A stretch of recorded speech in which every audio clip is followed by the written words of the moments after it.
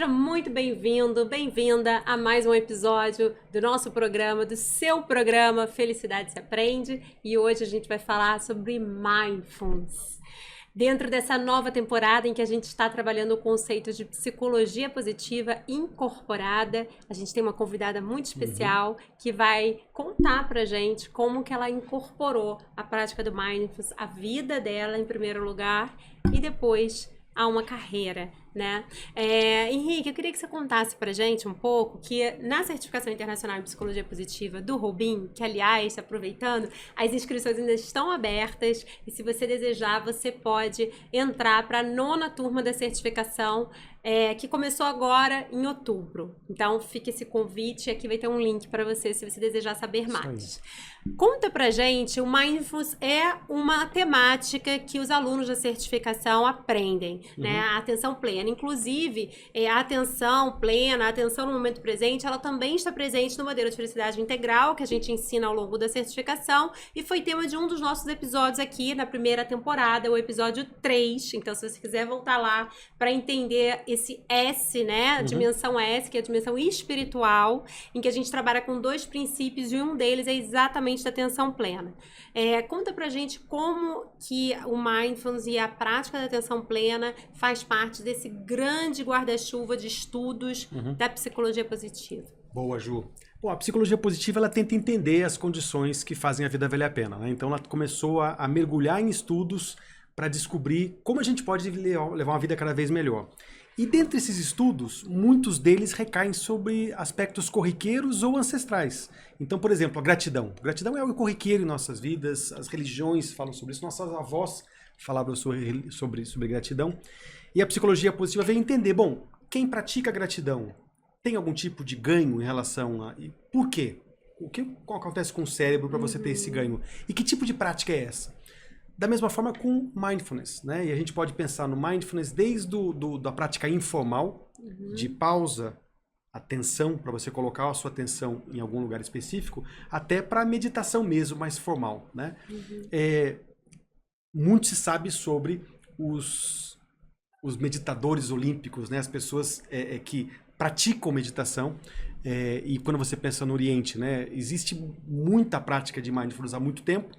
E a ciência resolveu entender, mas isso funciona mesmo? Como funciona? O que acontece com o cérebro de quem medita? Então ela começou a estudar, junto com a neurociência, para compreender os impactos positivos ou não do Mindfulness para as nossas vidas. E 2 coisas são muito claras. Primeiro que a prática em si, da meditação mais formal, ela tem um efeito, inclusive na nossa neuroquímica cerebral, então a prática de Mindfulness, ela efetivamente muda o nosso cérebro ao longo dessa prática, faz você ficar mais atento à sua atenção. E por que isso é tão importante? Porque boa parte da experiência da nossa vida, eu diria que praticamente toda a experiência da nossa vida, tem a ver com a forma que a gente percebe a realidade e constrói uma narrativa pessoal. Então, a realidade está aqui. Tudo está acontecendo. A gente capta essa realidade, traz para a nossa consciência e constrói uma narrativa de vida. Passado, presente e futuro, né?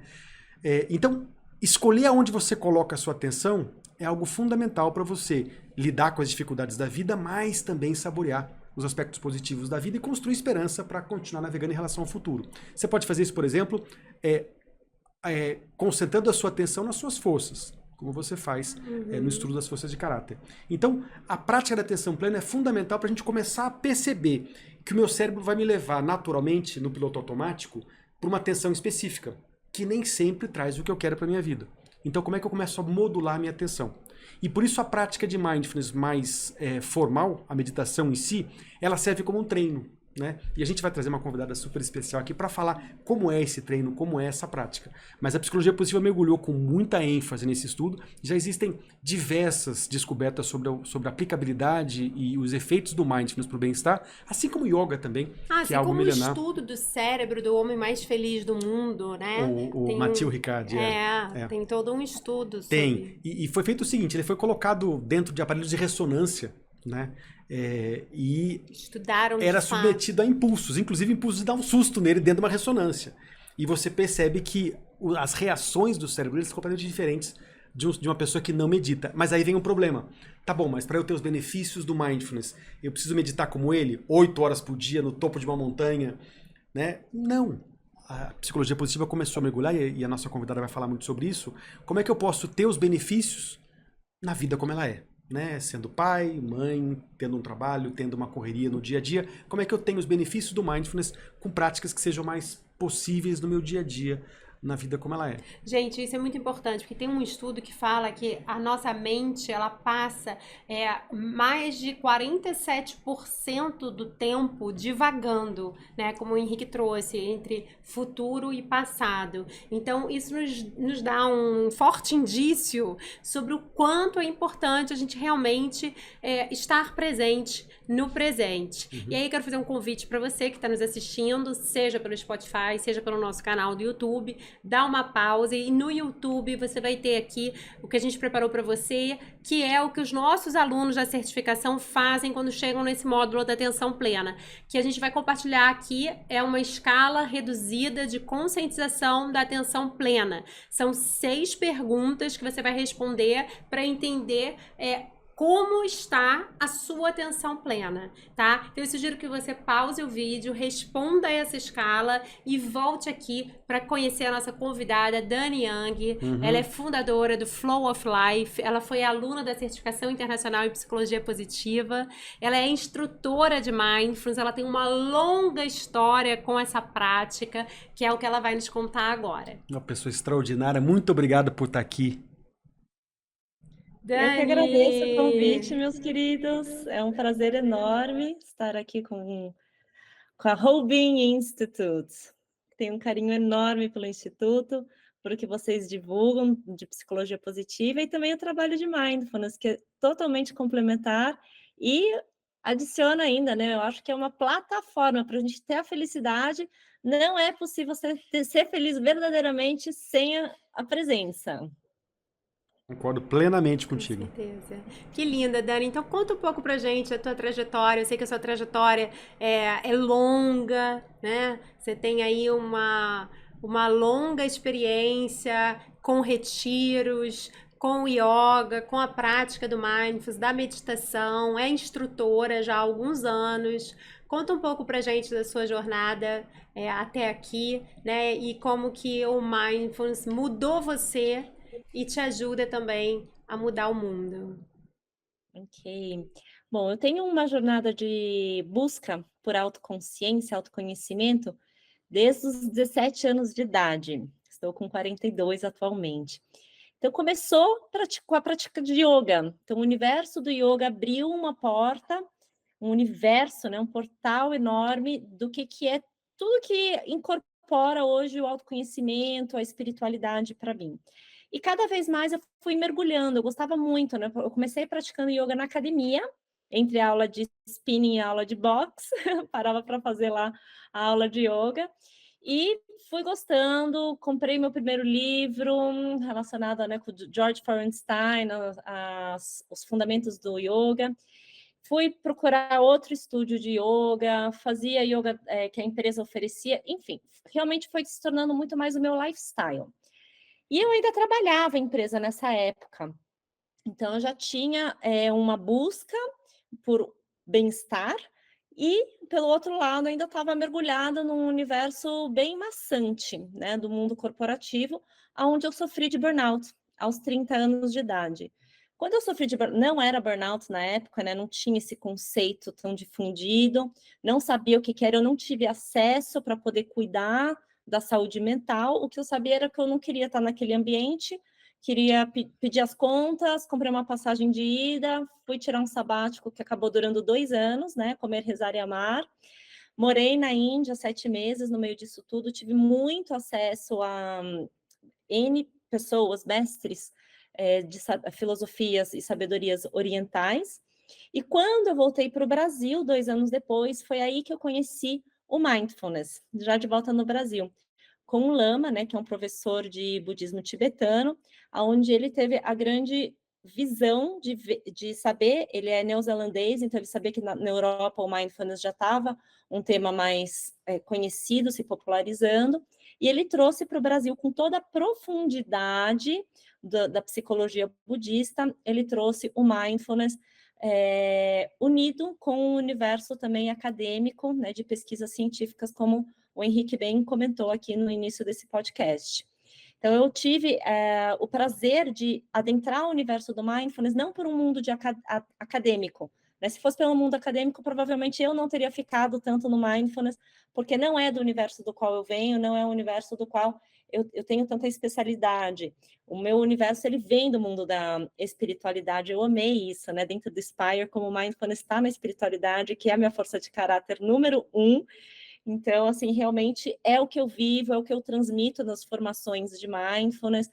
Eu ofereço retiros, né, de uma jornada de 1 ano para uma pessoa se tornar um instrutor certificado de Mindfulness. E dentro dessa jornada, tem 2 retiros de 1 semana, cada um. E nesse retiro a gente entra em silêncio. Tem 2 dias de silêncio, que a gente fica totalmente desconectado de telefone, né? Já deixa a vida toda caminhada para realmente você estar lá mergulhado dentro de si. Isso é uma bênção para quando nós temos a vida, né, como o Henrique comentou, ou a Ju comentou, sobre ter a presença no dia a dia, com o filho, cozinhando, trabalhando, trânsito, tendo que cuidar da casa, pagar conta. Então, quando a gente consegue tirar, né, aprender isso tudo dentro de um momento de retiro, para poder colocar as nanopráticas de maneira muito mais introduzida no nosso cotidiano, a gente consegue fazer pausas com muito mais consciência. Por quê? Porque o nosso cérebro já vivenciou essa realidade, né, de se silenciar, de desacelerar, e depois, no dia a dia, a gente consegue reconectar essa área do cérebro para poder se reconectar nessas sinapses, né, e ter esse aprofundamento, ter a manutenção desse estado de presença numa realidade cotidiana. E para mim foi muito transformador, porque eu saí desse lugar de burnout e muitas dúvidas, né, sobre a existência, sobre o meu propósito de vida, e foi a prática da presença, do silenciar, de silenciar todas as expectativas, todos os eu tenho quês, tudo que eu achava, todos os condicionamentos sociais e familiares. Então, foi dentro do silêncio que eu consegui finalmente ouvir a minha intuição. Então, o Mindfulness pode ser desde essa boia salva-vidas para quem está à beira do precipício para sofrer um burnout, né? Ajudar, tirar um minutinho de para e respira, né? O famoso conta até 10, até trazer esse silêncio tão profundo que a gente passa a tocar, né? A revelar mais a nossa essência, a nossa verdade, porque a gente consegue ouvir melhor a nossa intuição, ouvir melhor as nossas vozes interiores, né? Ter essa presença, essa consciência plena. Para mim, essa é a grande diferença quando a gente traduz o termo americanizado, mindfulness, para português, que é atenção plena, para consciência plena, tá? Então, é como se fossem assim, a atenção plena, ele é um primeiro estágio. Você desenvolve a sua atenção para estar no aqui e agora, a mente não divagar entre passado, futuro ou mundo de fantasias. Então, você está presente no aqui e agora. A consciência plena é esse campo sutil que emerge quando você está presente, quando você consegue, vamos dizer, ler as entrelinhas da vida, né? Então, até o nome do meu livro, Consciência Plena, que é o termo que eu gosto mais quando a gente está falando de mindfulness, porque ele pode chegar nessa profundidade também. Por isso que eu me apaixonei pelo mindfulness, né? Ele realmente tem, assim, desde do início até essa profundidade linda, assim, de despertar da consciência, né? Adorei esses passos, né, da atenção para a consciência plena. Então, assim, vocês estão vendo, né? Ela é a cara da felicidade, né? Então, assim, só quer ser feliz, olha lá, quer ser jovem, pratique mindfulness. Dani, eu tô vendo você aqui, tô falando assim, gente, como ela é feliz, né? A carinha dela búdica. Ô Dani, me conta uma coisa. Para quem tá chegando agora, quem talvez não tenha contato com a psicologia positiva ou contato com mindfulness, e talvez para aquelas pessoas que ainda escutam mindfulness, meditação, e ainda vem aquela coisa, poxa, isso aqui é coisa de autoajuda, ou oriental, não tem muito a ver comigo. Explica um pouquinho o que é o mindfulness, o que ele significa e qual seria uma prática de mindfulness menos associada a uma meditação, numa posição específica, uma prática de atenção plena, de consciência plena, do dia a dia? O que isso significa em linguagem bem simples para o dia a dia da nossa vida? Ótima pergunta, Henrique. Vamos desmistificar então, né? Porque o pessoal pensa em meditação, acho que meditar é esvaziar a mente. Isso é assim uma falácia enorme, porque a mente foi feita para pensar, a mente está ali ativa o tempo inteiro. Então, o que quando a gente fala sobre desenvolver a atenção plena ou praticar mindfulness, é simplesmente sair do piloto automático. Porque se a gente não presta atenção no que a gente está fazendo, a nossa mente ela está indo lá na frente, ela está criando um zilhão de histórias e ela não está, de fato, vivendo o que a gente está vivendo no aqui e agora. Ele não está olhando alguma coisa, algum objeto, sem julgar com base em comparações e experiências que você teve no passado. Você olha um objeto e fala, bonito, feio, limpo, sujo. Tudo isso são julgamentos em relação ao que você está experienciando. Eu estou trazendo aqui um exemplinho simples em relação ao campo da visão. Porém, quando a gente fala sobre sair do piloto automático, isso tem, assim, uma série de coisas que tudo que a gente faz na nossa vida praticamente é no piloto automático. Por quê? Porque a gente vai se condicionando, a gente vai criando hábitos ao longo da nossa vida. Hábitos desde que, se eu sou destra, então sempre como garfo com a mão direita, faca com a mão esquerda, por exemplo, ou vice-versa, né? Então, eu uso shampoo primeiro que eu uso condicionador. Eu sempre coloco a mochila, a bolsa no meu ombro direito. Quando eu paro para esperar o elevador, eu paro automaticamente, mas apoiado na minha perna direita.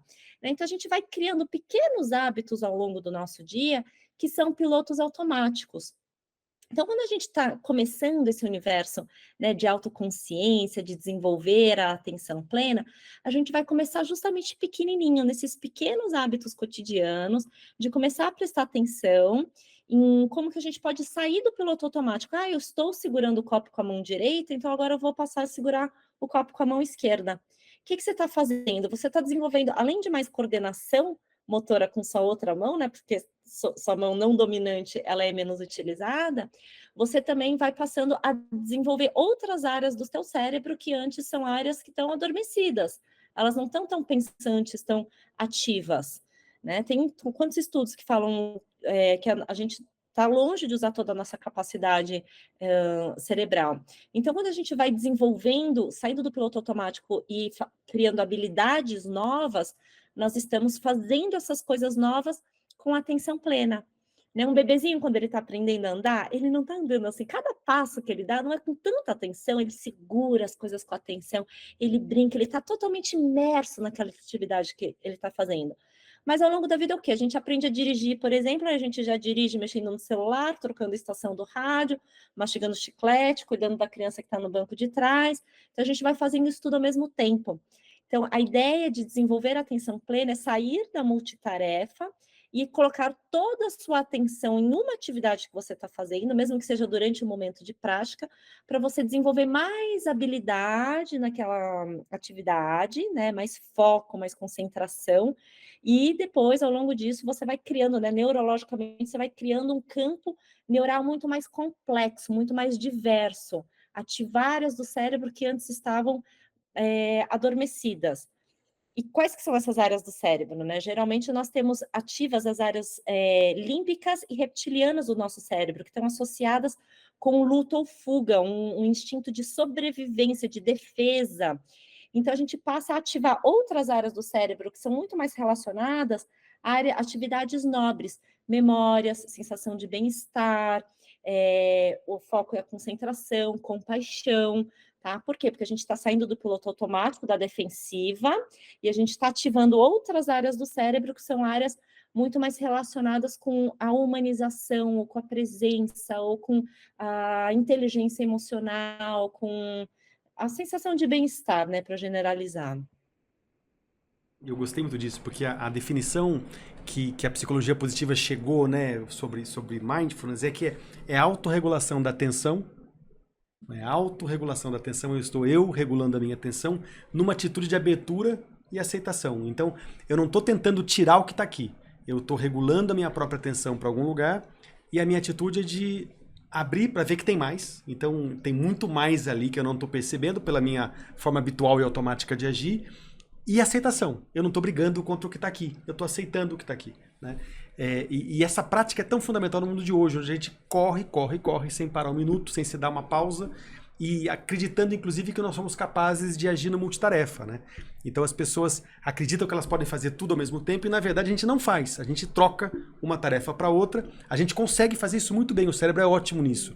Mas depois a gente se pergunta por que a gente está tão cansado no final do dia.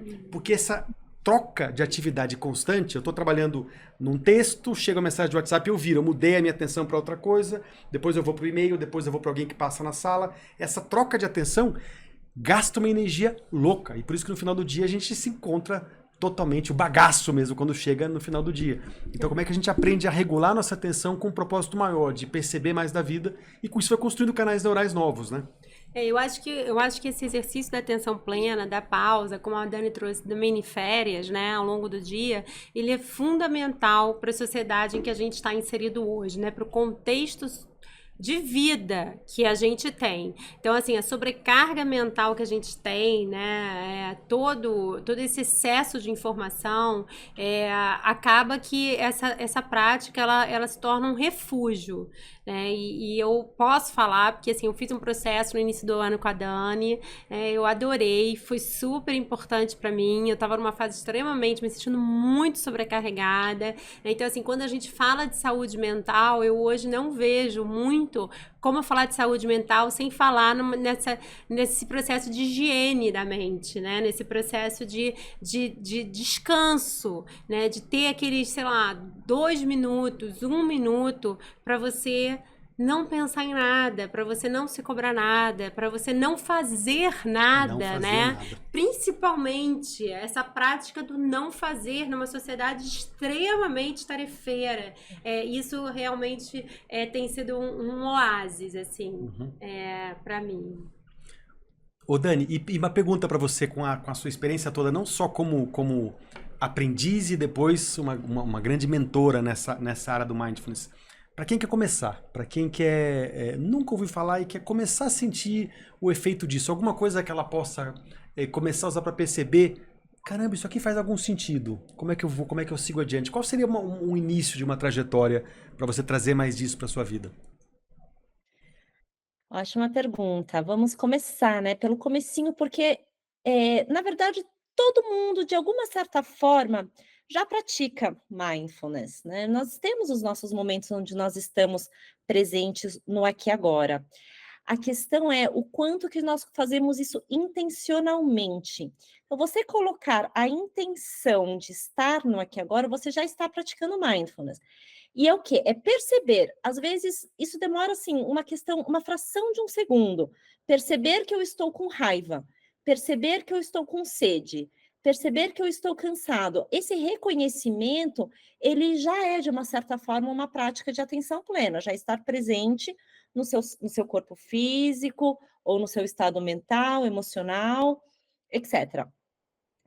Porém, para quem quer não só perceber, porém mudar os hábitos, você pode também aproveitar para inserir mudanças de hábitos intencionalmente na sua rotina, que é o quê? Trocar os talheres de lado, por exemplo, mudar o lado da cama que você dorme, escovar o dente com a mão não dominante. Então, tem pequenas práticas onde você vai intencionalmente mudando um hábito, que pode ser um hábito bem pequenininho, e isso já vai fazendo uma diferença enorme.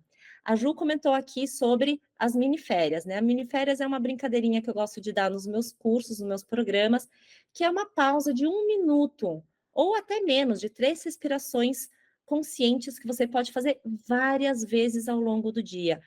Sentou no carro? Faz 3 respirações conscientes antes de ligar o carro, antes de ligar o som.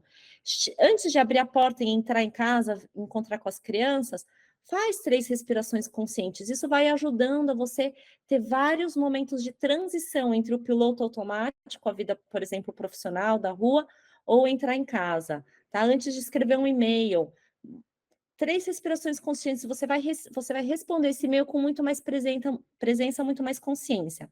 Agora, quem gostou, né? Quem quer alguma coisa um pouco mais estruturada, um curso, a dica é o programa de 8 semanas, que é o programa protocolar internacional de mindfulness. que tem várias linhas diferentes, tem o MBSR, que é o programa original, de John Kabat-Zinn, tem algumas pessoas aqui no Brasil que oferecem, tem o MBCT, que é de terapia cognitiva, associados normalmente com a psicologia, tem outros programas de outras linhagens, de alimentação consciente, por exemplo. Eu dou um programa da linhagem do MTI, né, Mindfulness Training International, que é um programa que ele é o pré-requisito para quem quer fazer a formação de Mindfulness, que é aquela formação de 1 ano, com 2 retiros que eu comentei. Tá? Então, esse programa protocolar é o programa que você vai encontrar no mundo inteiro, ele já está comprovado, né? Tem muitas pesquisas em cima desse programa, mostrando que ajuda, né? Tem muitos relatos de pessoas que fizeram o meu programa, que conseguiram desmamar de remédios de depressão, conseguiram sair de síndrome do pânico, conseguiram passar a dormir na primeira semana de um programa de 8 semanas, já passaram a dormir, coisa que não fazia há anos, né, com insônia. Então, realmente é uma ajuda. Por quê? Porque a pessoa simplesmente precisa sair do piloto automático para tomar autoconsciência. A gente não foi ensinado a fazer isso. Então, às vezes, a gente precisa de alguém, né, para nos ajudar a nos conduzir a como se concentrar, como estar no aqui e agora. Né? E não assim, se concentra aí. Mas como que faz isso? Mente, né? É um exercício também de controle da mente, porque a gente estava falando isso até no outro episódio, né, com a Pri. A gente precisa aprender a controlar nossa mente, a gente não pode permitir que a nossa mente nos controle, né, senão é sem fim, a gente fica escravo da mente. Dani, querida, adorei. Muito obrigada pela sua participação. Eu já falei, eu sou fã, confesso. São dois. Confesso, super recomendo. Eu acho que esse foi um bálsamo para mim que eu aprendi com você e eu continuo praticando e faz toda a diferença na minha vida, né? Então, assim, essa coisa da atenção, né, de observar o que você está sentindo, uma coisa que eu aprendi enquanto eu estava no trabalho com a Dani, que fez toda a diferença, eu aprendi que quando eu estava impaciente com as minhas filhas, é porque eu estava muito sobrecarregada. Eu estava me sentindo muito sobrecarregada e eu sempre notava isso no carro, dirigindo, né? Porque eu sou a mãe turista, né? Agora, graças a Deus, estou menos mãe turista, mas estava numa fase muito, né? Com uma filha de manhã e outra à tarde. E aí eu percebi aquela mega impaciência e eu já sabia que era a hora de uma mini férias, que era a hora de, mesmo dirigindo, eu respirar profundamente para conseguir continuar, né, fazendo o meu transporte. Exatamente. Então, muito obrigada por isso. E eu quero dizer também que ela tem um programa maravilhoso disponível no Spotify, onde ela compartilha as meditações dela. É o Flow of Life, né? E você pode fazer, são todas gratuitas. E a gente vai deixar aqui o link para que você possa também começar a, de fato, entrar em ação com essa prática na sua vida. Dani, obrigado, querida. Obrigado por tudo. Eu que agradeço a presença. Parabéns pelo lindo trabalho. Sucesso e vida longa ao Rubin Institute. E o Flow of Life. Obrigado, querida. Prazer estar com você, viu? Gratidão. Prazer. Gente, foi um prazer estar com vocês aqui hoje. Eu espero que vocês tenham gostado, que esse episódio seja útil para você, porque tem que fazer sentido, né? Só faz sentido o que é sentido. Psicologia positiva incorporada. A ideia é que a gente saia desses episódios com vontade de fazer alguma coisinha nova. Não é tanto o que você vai aprender aqui, é o que você vai fazer diferente. Então esse é o nosso grande convite. Adorei. É sobre isso e a gente espera vocês no próximo episódio com uma convidada especialíssima. Um beijo, esperamos você lá. Tchau.